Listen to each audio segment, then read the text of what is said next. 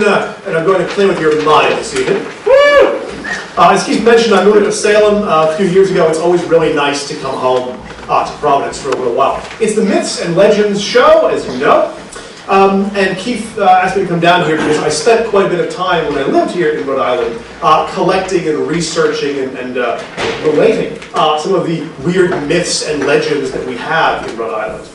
We have quite a few odd stories that you only find here in Rhode Island, Rhode Island Legends.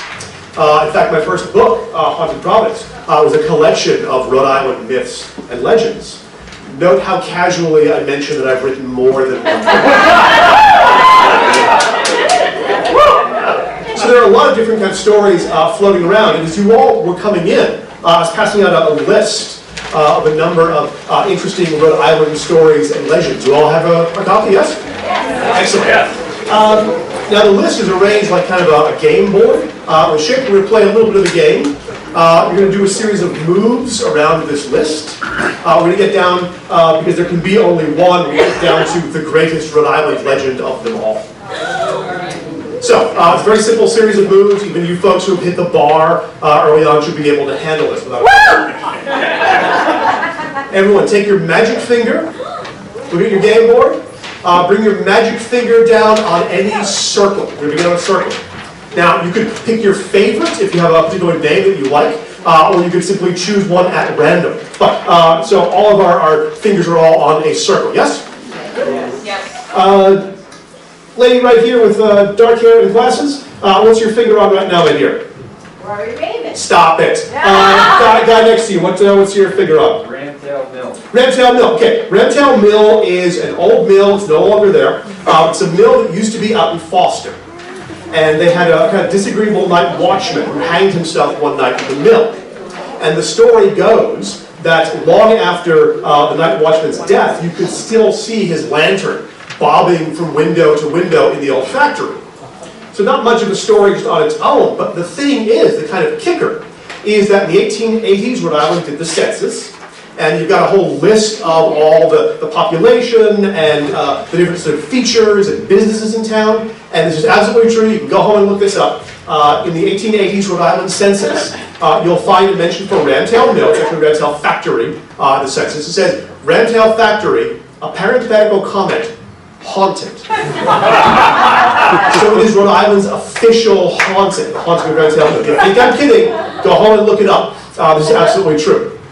Right, now, so you're on a circle. Now, you're going to make a move. You're going to go left or right, kind of in a row, right? Left or right to the nearest diamond. You may have to jump over a circle to get to the nearest diamond, but left or right to the nearest diamond. So now you're somewhere that you didn't even think you were going to be earlier. Lady right here with a nice scarf. What's your? I'm sorry? Buddy Cianci. Buddy Cianci. Now, like it or not, a true Rhode Island legend. Yes? A character people will be talking about for generations to come. A legend, but also somewhat of a myth, I think, at this point. Everyone in Rhode Island has their Buddy Cianci story. And then over here, lady here on the end. What are you on at this moment? I'm also on Buddy Cianci. Lady next to you, what are you on? H.P. Lovecraft. H.P. Lovecraft, Rhode Island's legendary racist. A horror story writer, lived on the east side back in the 20s and 30s. Wrote a lot of horror stories taking place in Providence, and has very much become kind of a myth and legend part of the fabric of Providence. So, we'll continue to make a couple of moves. These will all be very quick, don't worry. So from here, you're going to move up and down in a column. You move up or down to the nearest circle. Again, you might need to jump over a diamond to get to a circle, but at this point you're all on a circle, yes? Yes. You right here, next to the dark-haired lady, what are you on at this point? Nellie Vaughan. All right, Nellie Vaughan is one of Rhode Island's vampires, supposedly. The story goes that a bunch of students back in the 60s went out looking for the grave of Mercy Brown being Rhode Island's great vampire legend, but they drive right past that graveyard. They keep going, they end up in another graveyard further down the way. They go searching through this graveyard, thinking they're in the right place. They're not. They find the grave of Nellie Vaughan. It's a gravestone of a young lady who died about the right time.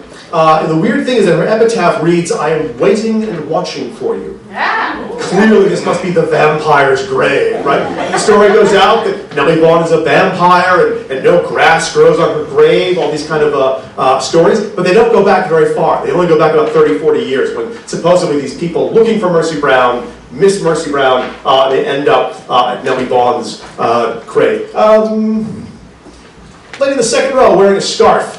Ramtail's Mill. Do you want to know? Okay, that's good. Next to you, what do you want? Same thing. Same thing? One more over. I too am on Nellie Vaughn. You're on Nellie Vaughn. Let me try to get somebody who's not on Nellie Vaughn. Oh yes, what do you want, sir? Benefit Street. Benefit Street. Benefit Street is my favorite street in Providence. It is supposed to be the most haunted street in all of New England. It's about a mile long, a lot of beautiful houses. You should definitely go visit. Take a stroll down Benefit Street. Benefit Street has a number of weird legends about it. Lovecraft wrote about a house that was on Benefit Street. There are stories about Edgar Allan Poe, who used to visit Providence, wandering up and down Benefit Street in the dead of night. Other stories about a horse-drawn carriage rolling down Benefit, pulling up in front of a rich house and kind of melting and vanishing away. So a number of weird kind of ghost stories attached to Benefit Street, the most haunted street in all of New England. One more move. Two more moves, I'm sorry. Now, at this point, you're going to go diagonally, this way or that way, diagonally to the nearest diamond. Again, you might jump over a certain diamond, but you're all on another diamond at this point, yes? Right there, what do you want? Edgar Allan Poe. Edgar Allan Poe. Poe visited Providence at least 4 times. He was courting a woman who lived up on Benefit Street, Sarah Helen Whitman. And the story goes that Poe still wanders Benefit Street, walking by her house in the dead of night to this very day. Lady there, what do you want? The Palatine Light. The Palatine Light is actually comes from Block Island. Block Island was the home of what they call the wreckers, these people who used to lure ships in to wreck them on the reefs and then loot the ships. They were like these sort of false lighthouses driving you into the shallows. The story goes that a ship called the Palatine was suckered by these wreckers, ran aground on Block Island, and the wreckers ran out and ransacked the ship and set fire to the ship as they left. Supposedly, every year around New Year, when this happened, you can still look off north of Block Island. You can still see this weird light shining. It's the burning Palatine as it passes by to this very day, goes the legend. Oh, you laugh now. But, as I said at the beginning, there can be only one. You have one more move to make here. One move, you're going to move, again, right or left, and you're going to go straight to the nearest circle. So right or left to the nearest circle. As I said at the beginning, when you get down to one great Rhode Island legend, there can be only one. On the count of 3, I want all of you to shout out the name, the great legend that is under your finger right now. 1, 2, 3.